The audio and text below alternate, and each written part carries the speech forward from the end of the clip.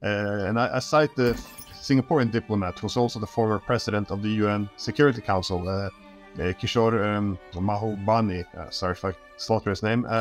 Anyways, he said that if the West defeats Russia and attempts to restore a unipolar world order, he said it would be unacceptable and used the term insufferable for the global South, because it would just be more hubris and everyone would have to do as they're told. And with representatives of the EU, and Assistant Secretary Nuland certainly does as it relates to Ukraine, and she's been in close contact with EU High Representative Ashton. Also, let me convey that she has been in contact with her EU counterparts and of course has apologized.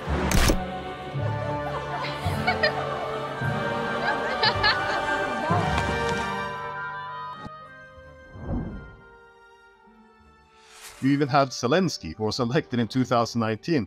A huge landslide. They got 73% of the votes. And this was purely on a peace platform. He's saying, the Eastern Ukrainians, they should be allowed to speak Russians if they want. We should start to talk to Donbass. We should make peace with the Russians. And all this means we have to implement Minsk. Well, he went to the front line, asked these right-wing nationalists, which the US had armed and trained, can you pull back the heavy weapons in accordance? And they openly threatened him, we will march on Kiev. You had the leader of a right sector, Yarosh, threatening that Zelensky would hang from a tree if he tried to implement what he was elected on. And then you had all this, even people from parliament threatening his life, that someone should throw a grenade next time he comes at him. And so all of this was open. The Ukrainian media published widely on it, even a video of Zelensky being threatened by one of his old soldiers. And so the Ukrainians didn't want this. They voted for peace whenever they could, but every time around they got something very different.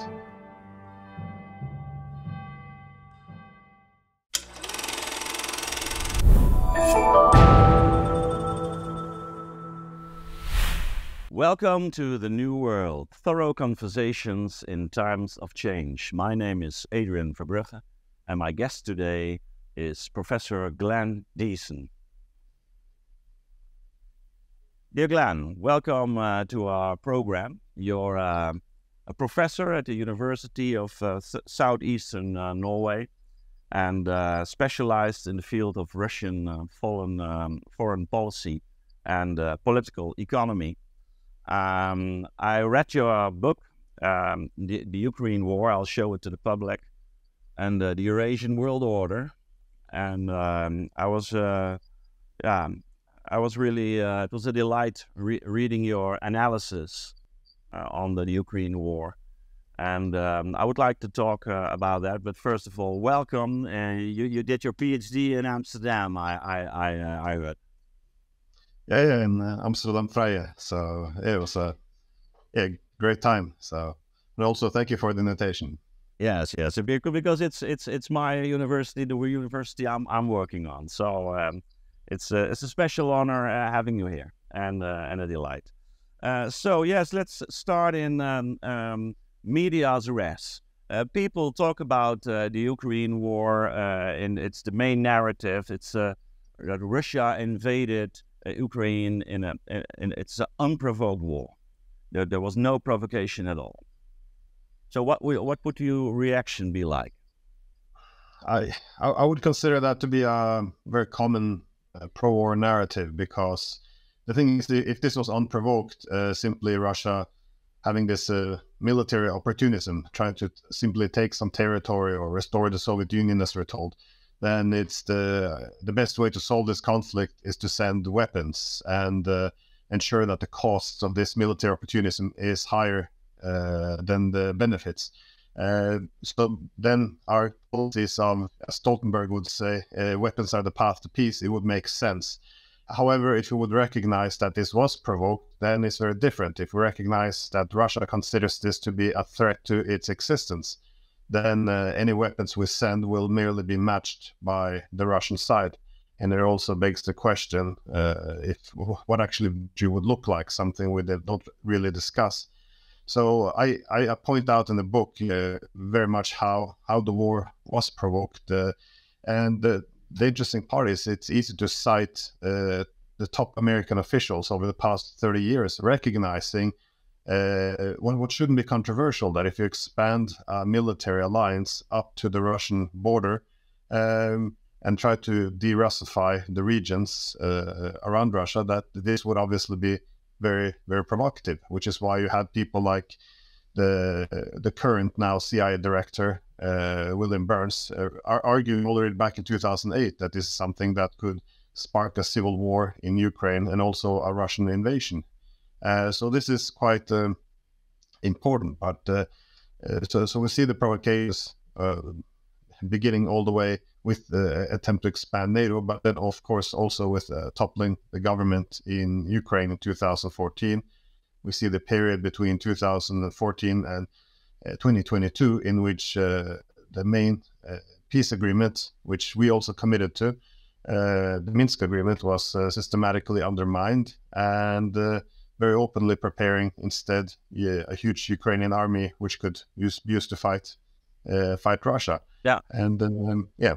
Well, we will go into that later on, but first this interesting line of thought, and that you say, when as long as we can call this war unprovoked, then our reaction is quite simple. Then we have to address this issue in a way that we deliver the weapons to Ukraine, or even consider other measures, as we're talking about them right now, because of course the narrative, as we're hearing it, is that it won't stop with Ukraine. In fact, this is only the first step in a program in which Russia is trying to, or Putin, I would say that the person is very, very important here in the narrative. That Putin is making his way to the West, and it won't stop at the borders of Ukraine. You can hear Zelensky saying that as well. So then the answer becomes very obvious. We have to stop him right now, and have to stop him as soon as possible. And it's also in our own interest doing that. But as soon as you shift the narrative and say, well, maybe it's not that unprovoked, there is some provocation, then we have to take a look at ourselves, take a look at the situation, and then our let's say our reaction becomes more complicated, and we have to deal with it in a different way. Now, we'll address the history, but first of all, in your book, you're addressing the question of sovereignty and the so-called Westphalian order, and the way this Westphalian order was transformed during the ages. And I think that's a very important part of your analytical toolbox to understand exactly what is going on. And maybe you can give us a short introduction of this toolbox and make clear from what perspective you're looking at the geopolitical situation we're in. Well, the main point of departure when you discuss international relations is address what we call the international anarchy. That is, the international system is defined by anarchy. So there's no world power who can will have one central power which can keep order. So, for example, if the United States arms itself for security, then that would undermine security of China. China arms itself, this undermines the security of India, and this is kind of the anarchy. Now, in the world order, how to organize the international system, it can broadly be organized in two ways. You can either restore a hegemon like the Roman Empire, which world order was based on, or after the Holy Roman Empire collapsed and we had the 30-year war, after this we realized we couldn't actually restore another hegemon, and furthermore all the different people rejected Catholicism as the universal ideal. So this of the Westphalian order, right? You're talking about, just make clear to yes, you. no. Yes, yeah, because the modern world order over the past few hundred years has been based or largely defined on the Westphalian system established in 1648. So very briefly, it's based on a balance of power between the main states. So they collectively balance any efforts to establish hegemony, and also is based on largely on sovereign equality. That is, within the territory of each state, what happens there is, well, the business of that state. So it's and all states should have the same sovereignty. This is the fundamentals of the world order. But yeah, this is my main toolbox. Either you can have a hegemony, one that asserts dominance in the international system, or you have many other powers who seek to balance each other to effectively punish and contain expansionism. Yeah, I found it very interesting, and I wasn't really aware of it. In fact, that you described that at first this sovereignty was related to the princes or the kings of the country. And of course, it reminded me of Hobbes in the midst of the 17th century in his Leviathan, in which he describes, of course, the absolute sovereignty of the king or the government. But then during the 18th century, then this idea of sovereignty, the Westphalian sovereignty of the country, shifted from the king to the people or the government as such. Maybe elaborate a little bit on that. Yeah, so we should think a bit about how international relations theory has been based, because Hobbes, of course, is one of the key figures in this. And he wrote his Leviathan 3 years after the Peace of Westphalia. So the issue of sovereignty is quite important, because what happened with the Peace of Westphalia, at that time, there was competing sovereignty. So who had the sovereignty over the people? Was it the church? Was it a king, a prince? There was overlapping sovereignty, which was a source of much conflict. And the main organization was that all sovereignty was transferred to the king, which then, of course, when you had nation state, it fell under the state. But this is how you established order within national borders. However, by having a system based on balance of power, it made the international system an anarchy. So this was kind of the trade-off, if you will. Yeah. So we lived in this situation of the Westphalian order but there's a serious shift, I think, after the Second World War. And both the Second World War and, of course, the collapse of the Soviet Union. Maybe you can try to explain what exactly happened after the Second World War with this Westphalian principle, and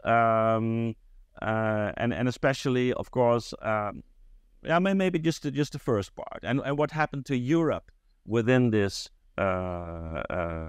world order. After the Second World War? Yeah, after the Second World War. Well, at this point in time, we had, I argue, more or less a dual system which emerged, because on one hand, after the Second World War, we established the UN Charter, which international law is based upon. And under the UN Charter, it accommodates several centers of power and also bases it on sovereign equality. That is, similar sovereignty for all the major states, with some exceptions as the colonies were still in place. Yeah. But this was kind of the inclusive system, which we all agreed on. But then, of course, the world was divided as well between the capitalist and the communist camp. Now, within the capitalist system, it was largely, well, to a large extent, a very hegemonic system with obviously the United States at the center. And this had, I think this was conditioned on many aspects. First of all, the extreme concentration of power in the United States, but also the security dependence of the Europeans on the Americans. And this also was laid to a large extent set the conditions for the international economic system in place as well, because with all the main technologies, industries, transportation corridors, energy, payment systems, banks, and reserve currency under the hand of the United States, it helped to facilitate a very liberal economic system as well, which replaced very mercantilist tendencies, which you'd seen especially then from the 1870s until the two world wars. So we effectively had like one set of system within the West and one international system. And when the Cold War came to an end, these are kind of the two worlds, two orders, which came into conflict. That means, were we going to go with the United Nations, like a system based on sovereign equality, or we're going to go with this Atlantic system based on liberal democracy and hegemony? And this was the main question after the Cold War. So just to get things clear, that during the period after the Second World War, we had a kind of a mixture. You can say that from a political point of view, there was the Westphalian system, in which, of course, the sovereignty of the different states was an important principle for organization. But at the same time, you can see in terms of economy, or the financial system, military power, and even maybe from a cultural point of view, America became a hegemonial power. So we had this in terms of power. So we have this mixture of a political and a Westphalian and a hegemonial principle mixed together. You could say it like that? Yes. No, I think that's a perfect way. You put it much more than me. Yeah. So then this decisive moment at the end of the 80s, that the collapse of the former Soviet Union and the Eastern world, that in which this, we can say this a relatively friendly revolution, a peaceful revolution took place. Of course, I'm not talking about Yugoslavia, but in most parts, and it was a peaceful revolution, even in the former Soviet Union itself. I think it's important to keep in mind that we didn't conquer them. We didn't. There was a peaceful revolution from the inside, in which the communist ideology was given up, and it was one of the, you can say, the competing ideologies of modernity. Of course, there were only two left of the great ideologies. On the one hand, liberalism, liberal capitalistic democratic societies, and on the other side, the communist world. And thinking back at the time, and I also read several parts of your book illustrating that, we had a kind of a spirit of triumph in the West at the time, like we won the war, isn't that? Yeah, and I guess this triumph is also very problematic, because as we've seen with most of this, the scholars of liberalism as well, it comes with dilemmas and contradictions. Like modernity itself, this limits how far, for example, you can push the individualism and rationality, given that the human being is to a large extent also an animal based on instincts, spirituality, and organizing groups. So hubris is not a good trait in society. Again, when you have liberalism, it's great, but it also always balanced out with what made the Western states very successful were liberal nation states. Yeah. So when you begin to decouple liberalism from the nation state, that is, we don't need to have one culture unifying us. Everyone should be able to have their own culture, or we could pursue perhaps what can be referred to as radical secularism. All of these things, I think, as liberalism divorced itself from the nation state, is balanced between the instinctive, the rational. I think it creates a lot of problems, and that's just in the social sphere. If you find in the economic sphere as well, you have scholars like Piketty, who has written a lot about this, that economic liberalism works with constraints. And in the 90s, one of the problems was suddenly you embrace this free market radicalism, as the free market could now solve everything. Yeah. And we tend to point to Adam Smith and others, but Adam Smith, David Ricardo, none of these people, how we present them today in the liberal ideology is not actually what they said. They were very concerned about everything from rent-seeking, accumulation of wealth, concentration, wealth, and so the hubris had a societal effect. It put the economy out of place, but also it legitimized a new international system. One based on hegemony. So that's interesting. This notion of hubris makes me think of the 5th century before Christ in Athens, and because of the famous traditions like Sophocles and Aeschylus written their tragedies at the time, and one central motive was hubris, like crossing. I always explain it to my students. It's like crossing a certain line, a red line, and by being too bold or brute, like just going over this line without even noticing it. You just go ahead, and then you forget what anger and what counter reactions your actions provoke, and then we're at the start of our discussion, I think. So this hubris and blindness. Yeah. I just want to add one thing, because you mentioned before the idea that we conquered the Russians, because I think hubris was very instrumental in this planting this idea in the West as well. Because keep in mind that we in 1989 in Malta, Gorbachev and Bush, they announced an end to the Cold War through negotiations, and this has also been a key argument by the American ambassador Matlock, to negotiate an end to the Cold War. And then 2 years exactly later, in December of 1991, the Soviet Union collapsed, and suddenly the rhetoric changed completely in the United States. They went from a negotiated end to a victory, where Bush made this victory speech that the Cold War didn't simply end, it was won. And what did this victory mean? He said very clear, the leader of the West is now the leader of the world.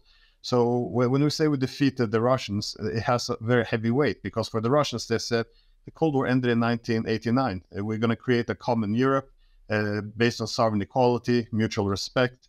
And if you say that it ended in 1991, and we say it ended in victory, we get to dictate what the new Europe will look like. And if you criticize it, you're revisionist. So which side is revisionist? This is a key of the question. But that 2-year gap between December 89 and December 91, if we don't address that 2-year gap and how the hubris played in to create entirely new narrative, we can't really understand the conflict over Europe that we never resolved after the Cold War. I remember, wasn't it Baker giving the promise to Gorbachev that the NATO wouldn't move to the east for an inch? Yes, Baker, but it was many others as well. And the Americans is still treated as a myth almost, but the Americans already declassified a lot of these documents, so they're all available. There's been written books, articles about them. They're all originals are available. But it's not just this promise about not expanding to the east. We actually began to make deals after the Cold War ended in '89. We made a deal for signed agreements with the Russians, mainly the Charter of Paris for a New Europe in 1990, where we discussed having a Europe without dividing lines, based on sovereign equality, indivisible security, all these things, and this was effectively a document, an agreement for New Europe based on the Helsinki Accords. And then in '94, we actually established a common European security institution, organization based on this, which was the OSCE. So again, in '94, we then defined the same principles: no dividing lines in Europe, we should have indivisible security and sovereign equality. The problem is, again, with hubris, as the defense minister of Clinton, it's William Perry. He made the argument that once we began to expand NATO, we canceled that, the entire agreements we had for a common Europe. And when he asked why did we do it, and he said, he thought it was a horrible idea to expand NATO because this would dismantle the peace with Russia. But he also argued that everyone else in the Clinton administration recognized the same. Of course, we're going to alienate the Russians, but as everyone told him, who cares? They're weak. And this was the problem. Russia was getting weaker, so we kind of abandoned all these agreements we had with Russia. So instead of having indivisible security, NATO expanded its security at the expense of Russia. Instead of removing dividing lines, we moved them closer to Russian borders. And this doesn't mean that all the blame is on NATO for everything, but surely this is an important part of the narrative in terms of why the post-Cold War peace collapsed. Yeah, maybe just to address some issues here. Maybe one thing, somehow I can imagine that there was a serious fear in countries like Poland, for example, or Romania, and other countries in the East, having experienced the hegemony of the former Soviet Union, having experienced several atrocities in the past, that they would that they were. Let's say, had a real great interest in defending themselves and for what they considered to be a threat from the East on the basis of their history. So I can imagine it. Of course, NATO didn't force itself upon those countries, of course, but given this history and the dark shades, especially of the 20th century, you can imagine that, and especially in the eastern countries in Eastern Europe, there was a real a tendency to adopt NATO as their new security guarantee. And of course, you can say that the Soviet Union had a track record. Of course, the West and America did also awful things, and after the Second World War. Only think about Vietnam, for example. But the same account at least the same account holds for the Soviet Union, of course. So, what exactly is this change within Russia? Of course, because there were Nazis in the former Germany as well. So Germany transformed itself to a democratic society, and did some serious, you can say, self-research in the time, or the Wiedergutmachung that they were talking about. So what kind of guarantee do we have about this transition regarding the Soviet Union and Russia? Because I think we're still living also in the West with this narrative of the 20th century, Stalinism, the Great Famine, for example, in Ukraine, etc. So can you elaborate a little bit on that?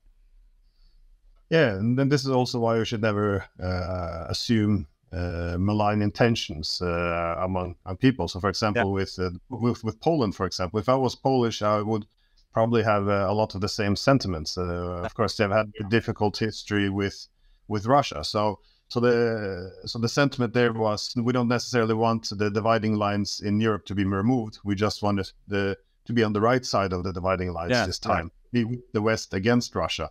So maintain the bloc politics in Europe, but just shifts where the dividing lines are. So, of course, one can understand that with the history. Again, this is why it's important not to try to paint one side as all as good or bad. The Russians have a lot of dirt on their history, a lot of baggage in Europe as well.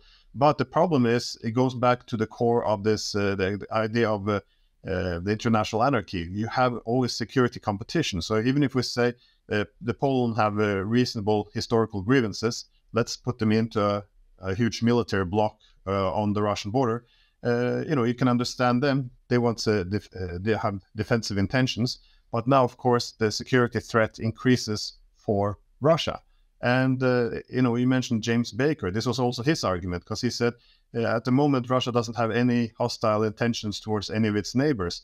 But he warned, if we begin to expand NATO, a key problem then would be that the main reason why Russia would take aggressive actions against its neighbors is because it would want to push back against encroachment by NATO. So he argued that this could be a self-fulfilling prophecy. So again, the security competition is very important, that doesn't mean that Poland, for example, doesn't have reasonable concern against Russia. It just means, how do you improve the security of one state without undermining it for another state?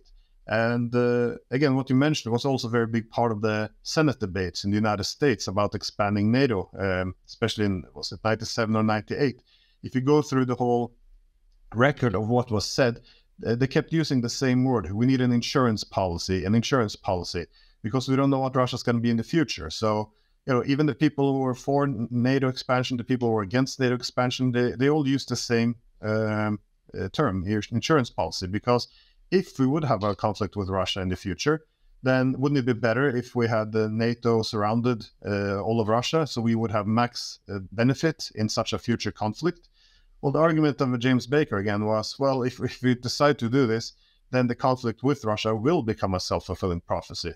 And this has been part of the problem of expanding NATO. And I guess what made Ukraine so unique as well was we tried to make them into another Poland. But the thing is, for the Ukrainians, if you look between, this, that they simply want to escape, the clutches of the Russians. But what you saw between 1991 and 2014, every single poll showed that barely about 20% of Ukrainians actually wanted to be part of NATO. And if they had to choose, the majority would want a security system with the Russians. So there was a lot of efforts to put them into the NATO bloc, even though they didn't want to. And I think this is a key problem. Yeah, we'll go into that a little bit later on. But first, still one remark. I think it was very fundamental. You said, well, when we take a look at what happened with liberalism in the 90s, you can say it kind of changed its nature.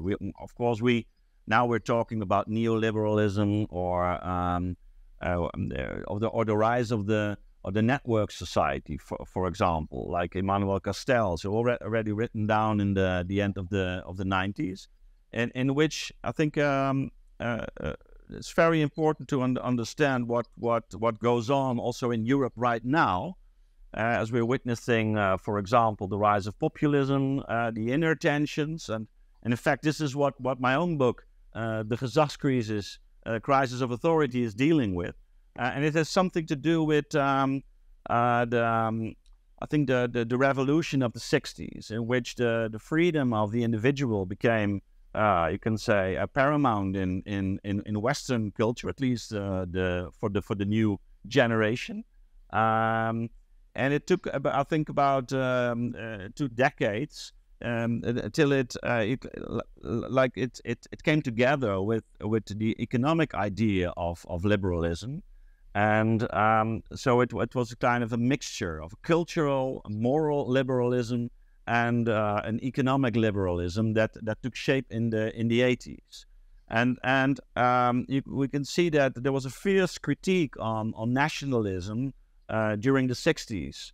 In fact, the national bourgeois was one of the reasons that the 2 world wars had happened during the 60s or during the 20th century. So you can imagine that they saw that the burger or the bourgeois as a personal identity was a kind of a problematic figure, because it gave rise to a fierce nationalism and even an ethnic rationalism or racism, you can say,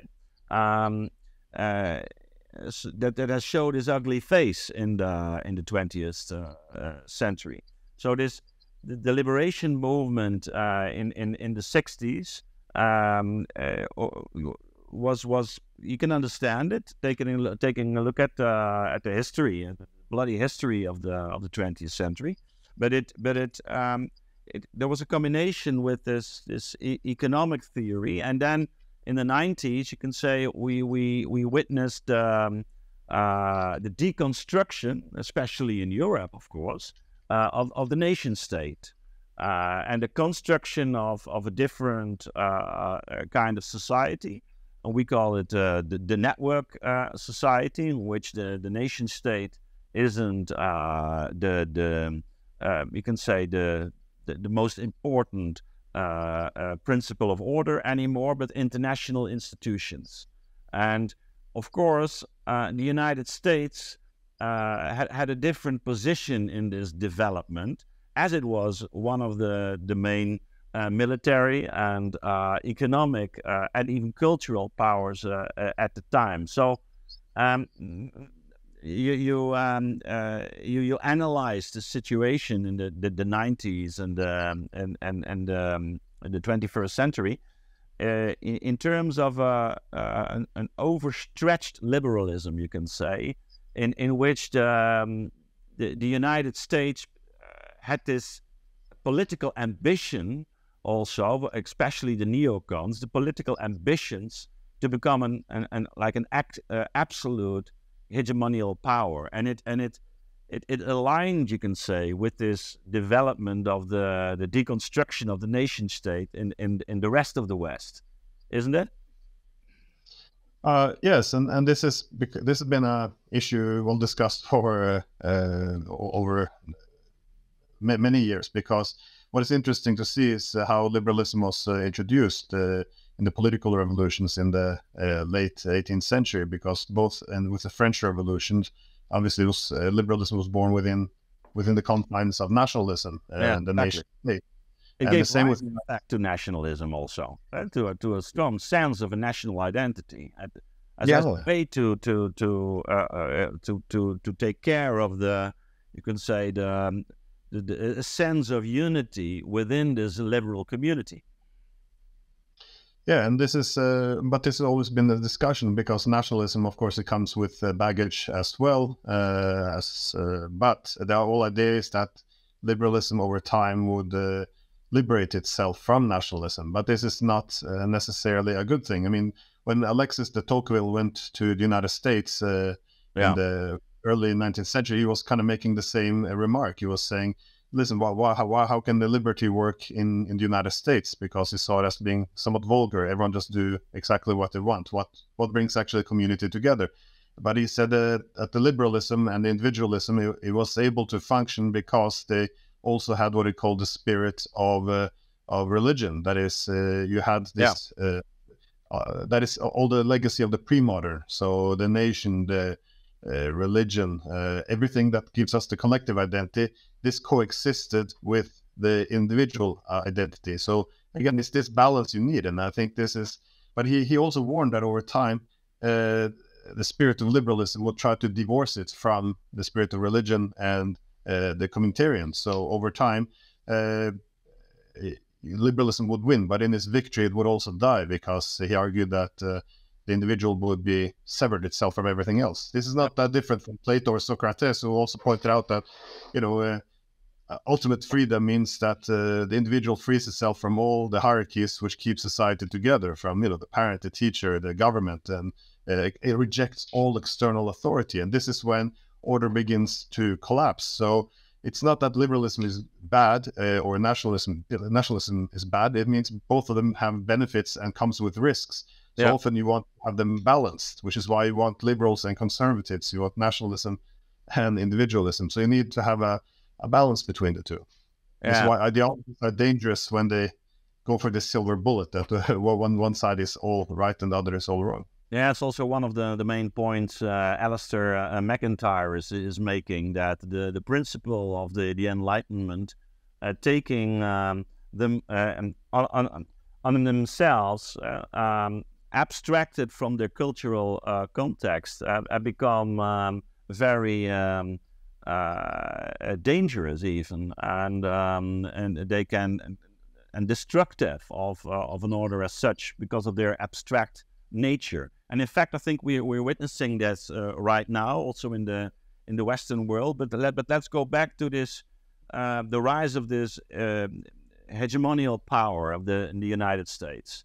You describe it along several lines, but one of the main points is that you say, well, that this whole idea of international law is transformed into a rules-based order. And that's something different. And in this, the West is always talking about these rules-based order, but is not really taking good care of what exactly those rules are about and who is making those rules.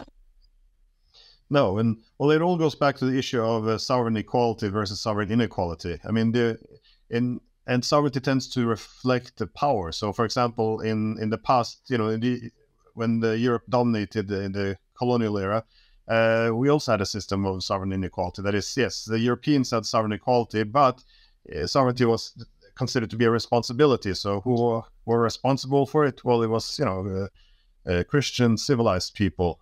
So it meant sovereignty for us, but not for the rest. Yeah. What are under the rules-based international order is we effectively translated, sovereign inequalities or sovereignty for civilized people, not barbarians. We have translated into liberal democracies should have more sovereignty than the authoritarian states. So when we talk about liberal, international law under the UN Charter, it accommodates several centers of powers with sovereign equality. But when the Soviet Union collapsed and we established an international order based on hegemony, all powers concentrated in the West. Why would we want to maintain international law that respects equal sovereignty for everyone?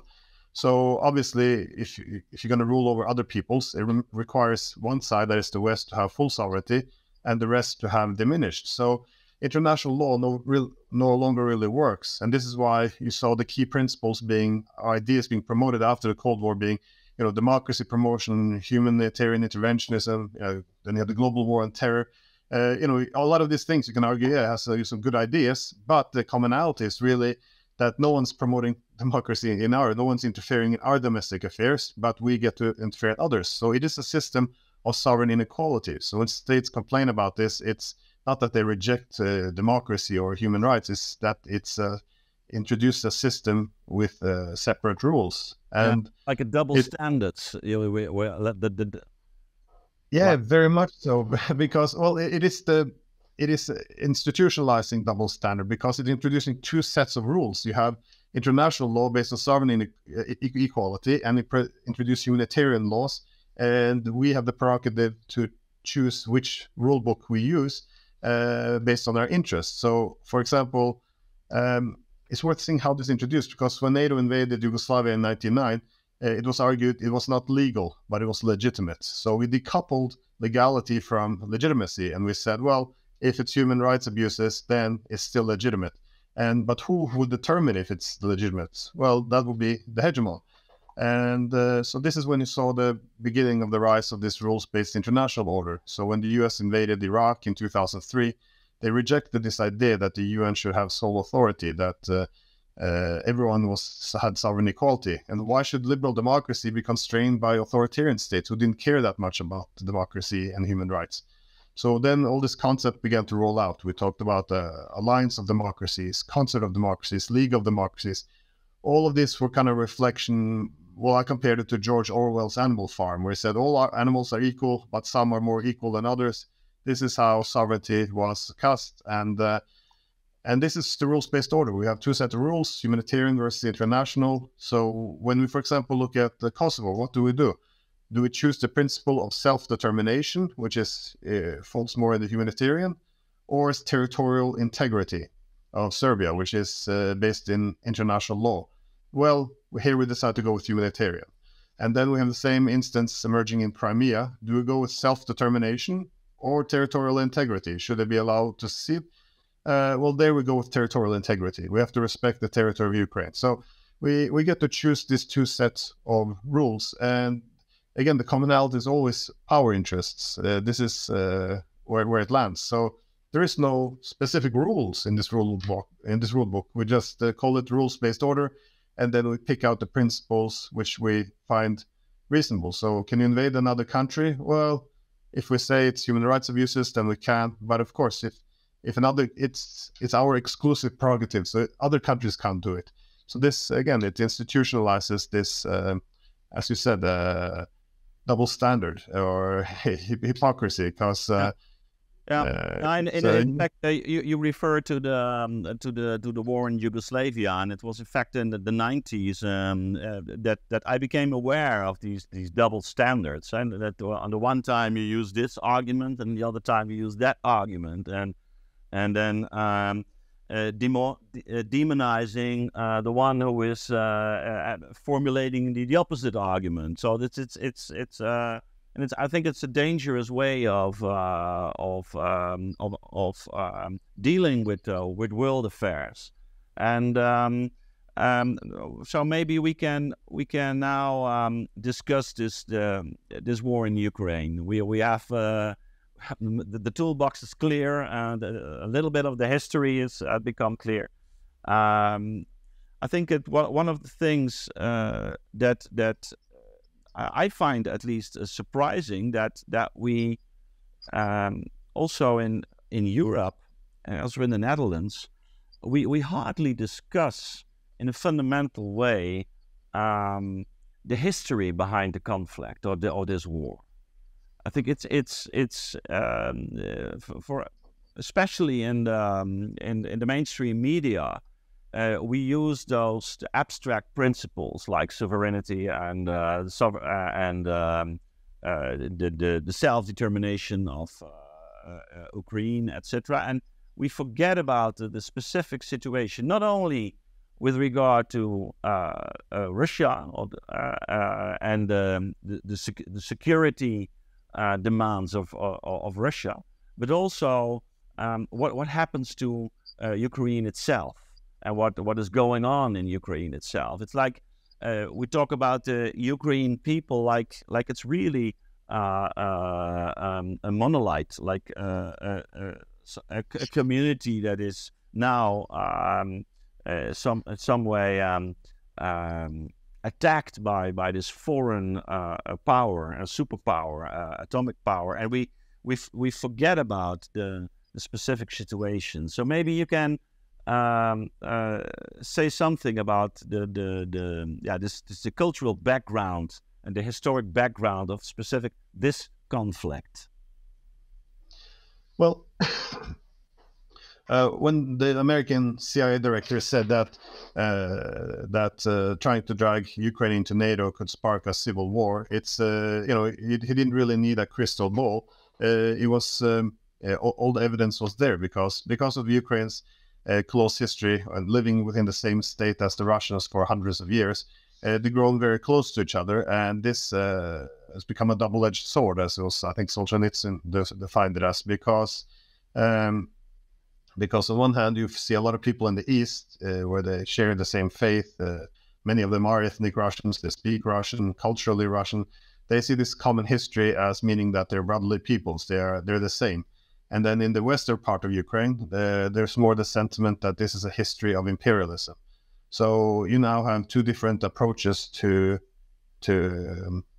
nation building. Well, what does it mean to develop Ukraine as a state? Well, if you ask people in Western Ukraine, again, don't paint too broad of a brush. You have they're not simplified too much, but in the Western Ukraine, they say, well, to cement our national identity, we need to reduce Russian influence within our countries. So then we have to recognize that all these imperial legacies are something that we have to get rid of. So you want to de-Russify, you want to get rid of the Russian language, culture, traditions, the faith, the Orthodox Church. All of this has to go over time, because you want to have one nation, one culture, one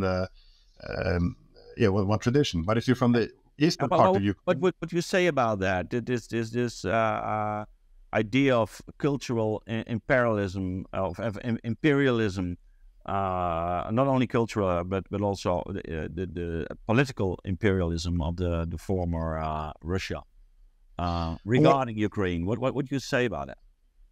Well, it's both yes and no. From the yes part, the Russians have ruled over the Ukrainians for many hundreds of years. On the other hand, one can also argue that that a lot of the territories today, from Kharkov to Odessa, these were traditionally Russian cities, which was transferred over to Ukraine as a Soviet republic. So you can't really say that Odessa or Kharkov was an imperialism from Russia. It was Russian territory. Boundaries are not clear, at least. That's exactly. No, that's it. But that doesn't mean that you don't have ethnic Ukrainians who feel they have the right to their own nation, and that nation hasn't been undermined by Russia. So it shouldn't be all black and white either. Right. Again, it was Solzhenitsyn. He also made this point that the Ukrainians don't seem to understand that on the eastern part of the Dnieper River we're the same, but on the Russians don't understand that on the western part where there's significant differences, or something along those lines. And I think that's very, very, very true. But Yeah. But the problem is for the Eastern Ukrainians, when you try to have this ethno-nationalism promoted, it means you destroy what's Ukrainian, because for them, it means you have two languages, you have two cultures, two traditions, two peoples who always live together. So these two groups within Ukraine, they see each other as the opponent, as the other, who is actually undermining what it means to be Ukrainian. So they had the goal for Ukraine should really have been to diversify their external partnerships, economic partnerships, do work well with Russia and the West, ideally other states as well, in order not to be too dependent on one side, and organize around the principle of sovereignty at least. But I think the problem is we also have a divided Europe. We're competing where the new dividing lines should be. So the West supports the ethno-nationalists in Western Ukraine. Russia supports the Eastern Slavs, who are now pushing more for building on history of the past. So they're all tearing Ukraine from each side. So there's no real innocent part in this anymore. So Ukraine will probably be demolished as a state, as a sultanate. We were talking about hubris and the Greek tragedy. I think you know the book The Tragedy of Ukraine of Petro, in which he describes that in fact Ukraine is in itself a divided country, and of course nationalism, it becomes a problem in a multicultural society when it becomes too tight, and so you need a more like a patriotism instead of nationalism, for example. But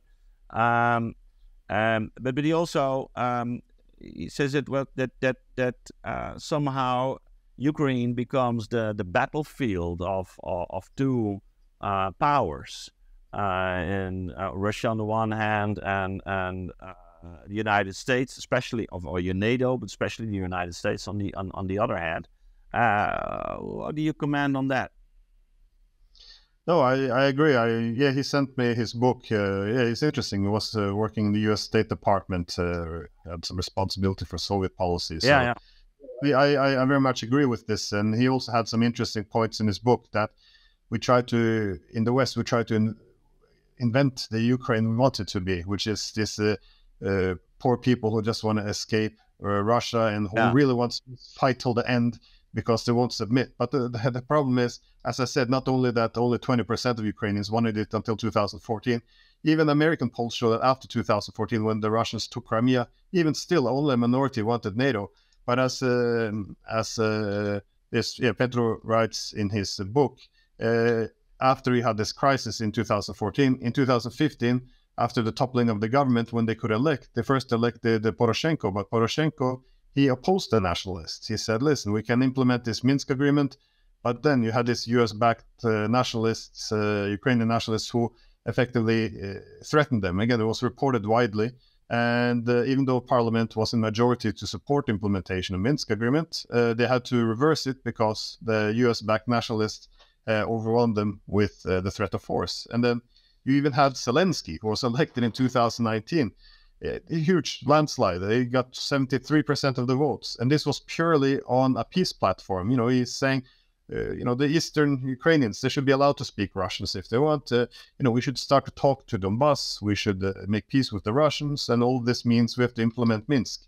Well, he went to the front line, asked this right-wing nationalists, which the US had armed and trained, can you pull back the heavy weapons in accordance? And they openly threatened him, we will march on Kiev. You had the leader of a right sector, Yarosh, threatening that Zelensky would hang from a tree if he tried to implement what he was elected on. And then you had all this, even people from parliament threatening his life, that someone should throw a grenade next time he comes at him. And so all of this was open. The Ukrainian media published widely on it, even a video of Zelensky being threatened by one of his own soldiers. And so the Ukrainians didn't want this. They voted for peace whenever they could, but every time around they got something very different. And this is part of this idea that we we really wanted Ukraine to be another Poland, a country that is really at any cost wanted to come to the West, join NATO, they're willing to fight Russia till the end. It doesn't correspond with any reality, and this is the main problem. And I think under this is how we are allowed to use the idea that we're helping Ukraine, we're supporting them, and over we're undermining the will of Ukrainians and just bringing a lot of destruction for them. So a part of the Ukrainians, you can say, part of them. And I think that's exactly the tragedy they're in right now, and of course it also casts a shadow over the future of Europe as well, because already the relationship with Russia has become very difficult. Of course, I think there won't be any solution in the near future. But maybe just one thing, and I think it's that Putin is always talking about this denazification of Ukraine, and we hear people in the West say, well, that's typical Russian propaganda, and that's Putin's narrative, and but at the same time, I think that and you make it clear in your book as well that after the Second World War, especially the CIA was trying to stimulate or to promote these nationalist sentiments within Ukraine as you can say, a strategy for how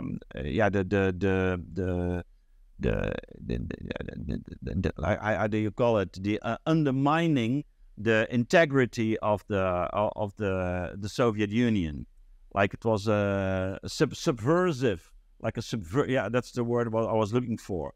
Like it's like a subversive movement. These nationalists, and in fact they have a very good relationship with former nationalists and even former Nazis.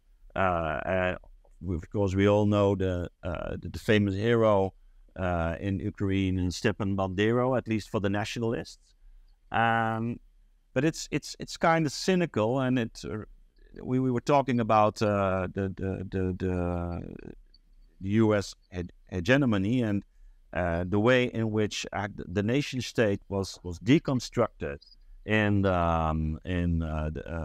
Europe, for example, with the rise of the European Union, and also in the 60s with this fierce attack on the bourgeois and the nationalist sentiments. That at the same time we have been promoting nationalism and in a very fierce right-wing form as a weapon against Soviet Union, but now also as a weapon against Russia. You make it very clear in your book that but it's a kind of cynical approach, isn't it? Yeah. Well, I would like to point out, you can have good and bad nationalism. It's not. So if you look at, for example, today, Russia, Poland, Hungary, the reason why they're going very conservative is because they lived under communism. The communists, they stepped all over their national culture, traditions, their church, everything effectively. Yeah, they're representing an alternative communitarian identity.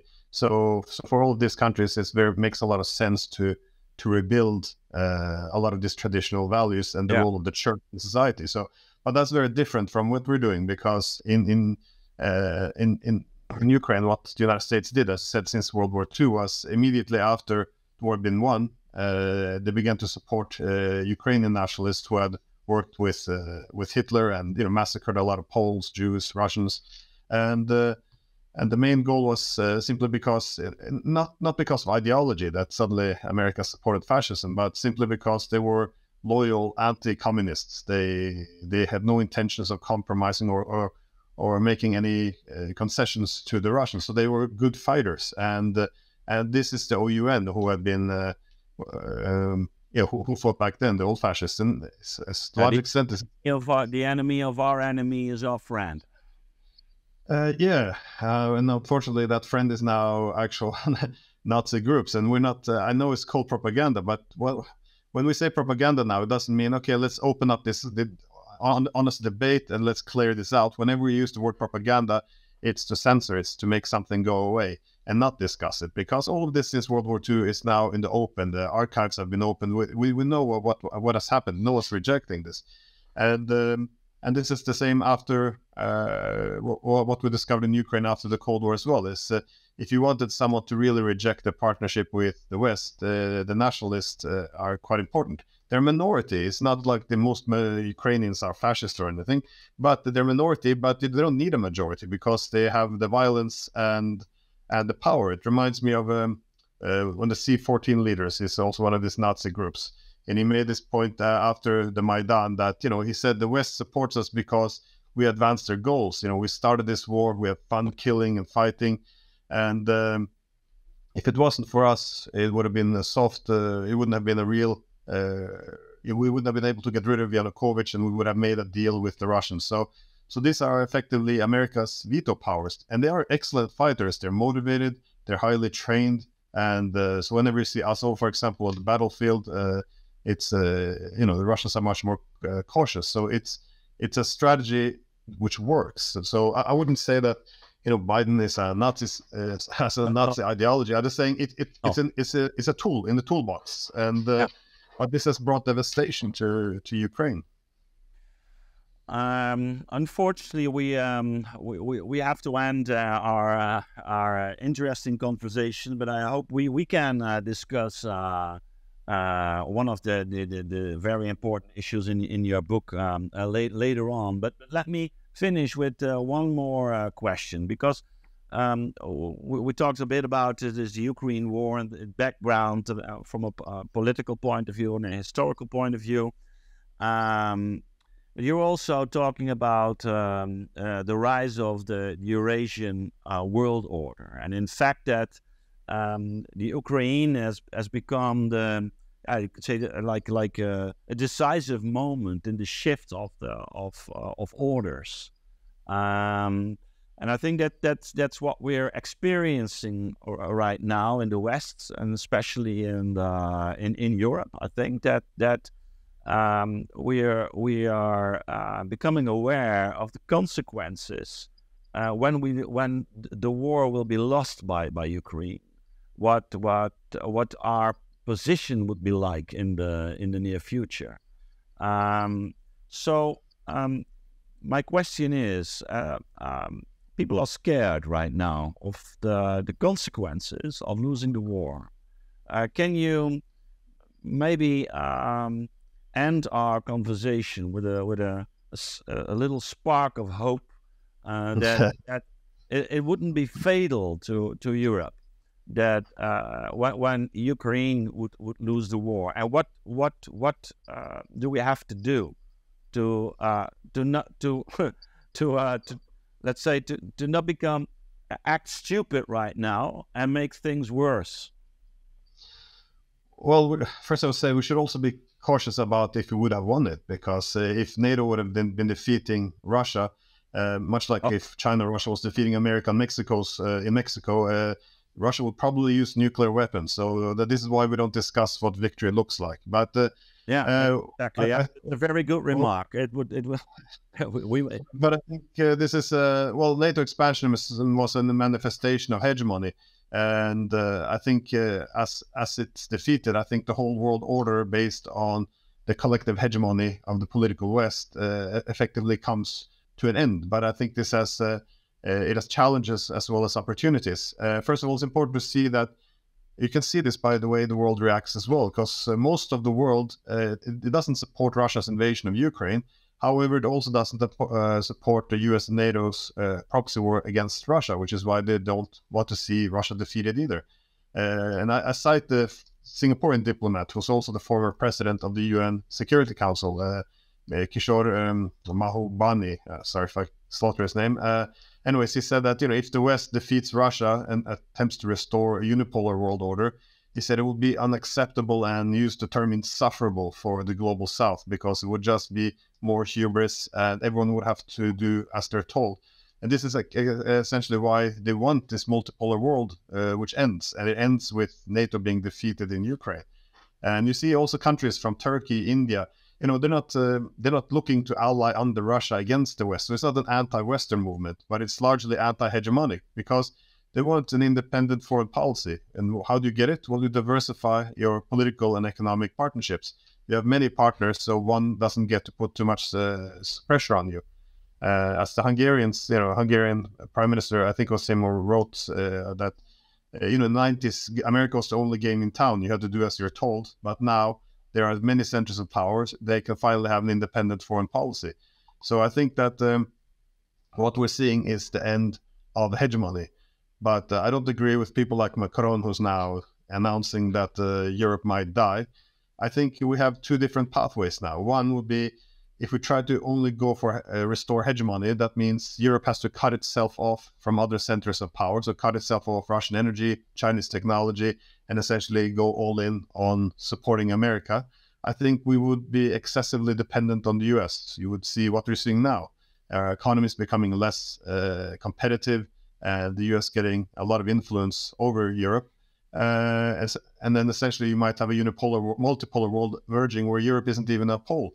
Alternatively, I think there's also an option of instead managing the emergence of a new multipolar world where Europe can have a strong position. But this demands that we also diversify our partnerships, that we don't become too submissive to any other state, because it's important to recognize that during the Cold War, the United States had a lot of influence over Europe exactly because the security dependency could be converted into economic loyalties.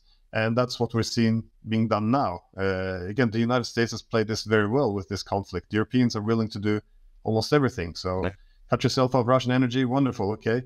Now all our industries, which are energy dependent, which is lifeblood of industries, are now no longer competitive. The Americans come across and offer, hey, how about subsidies for moving your industries over to America? And industries are dying, and we can't be competitive with if we disconnect ourselves from other centers of power. It's not in our interest. If it is in our interest, by all means, we should have a debate about this. But it's very concerning to me. There's no discussion. It's only democracy versus authoritarianism, good versus evil. And the conclusion to these empty slogans is we have to only ally ourselves with the US, which is more powerful than us.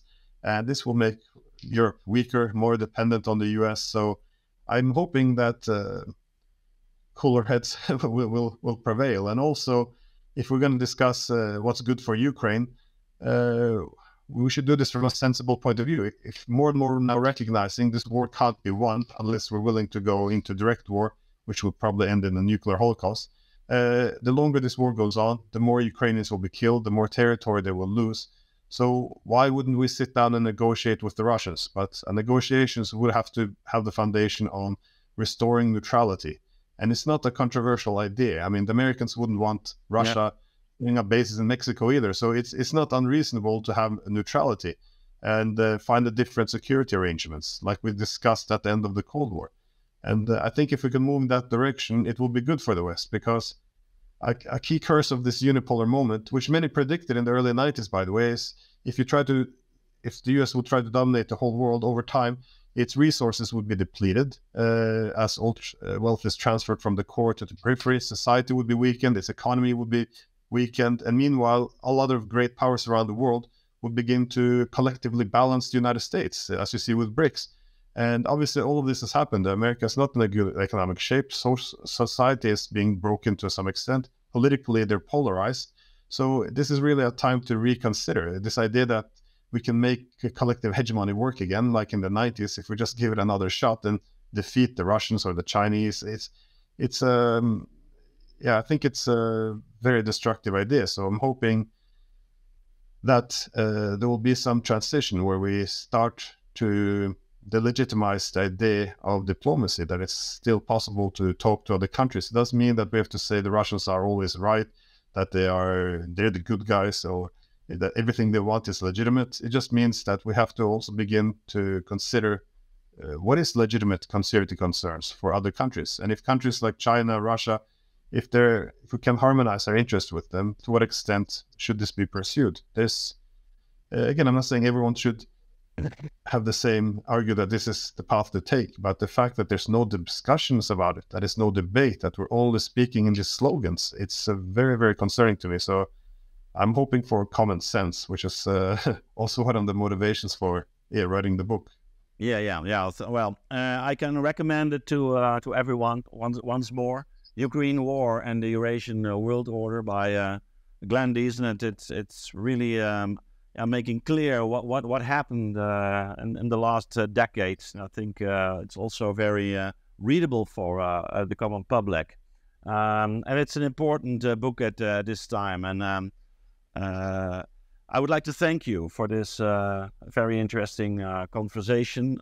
We could only address some issues, and of course there's a lot of things to say, but I hope I can speak to you somewhere in the near future, and we'll discuss some other topics, very important topics we couldn't discuss in this program. But Glenn, I would like to thank you very, very much.